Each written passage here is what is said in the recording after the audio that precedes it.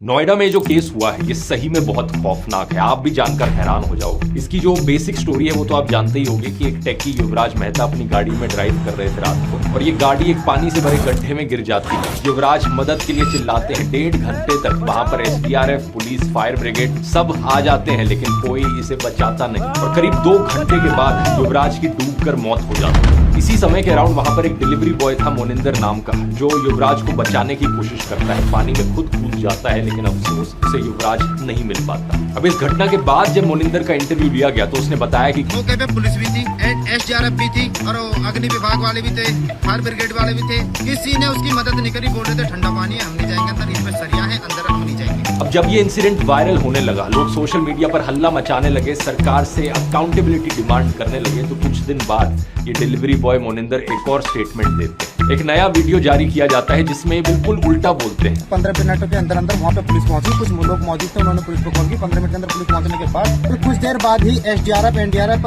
Fire brigade सब ही समय पर पहुंच चुके थे। उन्होंने पूरी मशक्कत के बाद लगभग कुछ समय बाद ही उसे बहुत जल्दी रेस्क्यू कर लिया था लड़के। अब आप सोचोगे आखिर सच क्या है। मोनिंदर से जब एक और बार फिर पूछा गया तो उसने फाइनली हिम्मत जुटाकर हिंदुस्तान टाइम्स को सारा सच बता दिया। उसने बताया कि कैसे पुलिस ने उसे थाने बुलाया, एक स्क्रिप्ट दी और जबरदस्ती पुलिस के फेवर में वीडियो रिकॉर्ड उससे करवाया गया। पुलिस ने उसे 4.5 घंटे तक पार्क में बिठा कर रखा था और धमकाते हुए कहा था 5-10 दिन के लिए गायब हो जा। केस तो 2-3 दिन में मीडिया से हट ही जाएगा लेकिन तू तो यही रहता है। सोचकर देखो दोस्तों, सरकार एक तो कितनी निकम्मी है कि बेसिक फैसिलिटीज तक सिटीजन को नहीं प्रोवाइड कर पा रही, और दूसरा जब सच सामने आता है तो गुंडों की तरह बिहेव करते हैं सच को दबाने के लिए। मैं आपको बता दूं, जिस सड़क पर युवराज ड्राइव कर रहे थे उस सड़क का डिजाइन देखो। ऐसे 90 डिग्री के एंगल पर कहीं किसी डेवलप्ड कंट्री में आपको कोई सड़क नहीं दिखेगी। पहले तो इतने घटिया तरीके से एक सड़क बनाई गई, दूसरा कोई बैरियर तक नहीं लगाया गया, और तीसरा जब मदद की जरूरत थी ना तो वहां की एडमिनिस्ट्रेशन, पुलिस या फायर ब्रिगेड के पास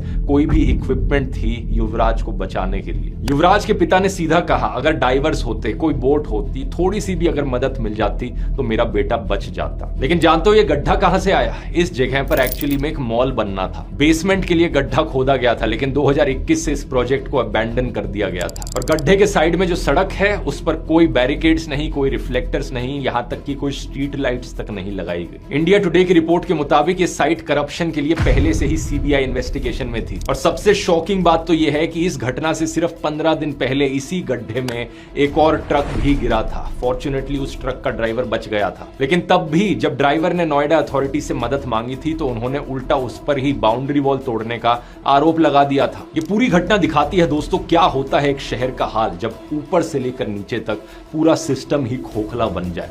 नोएडा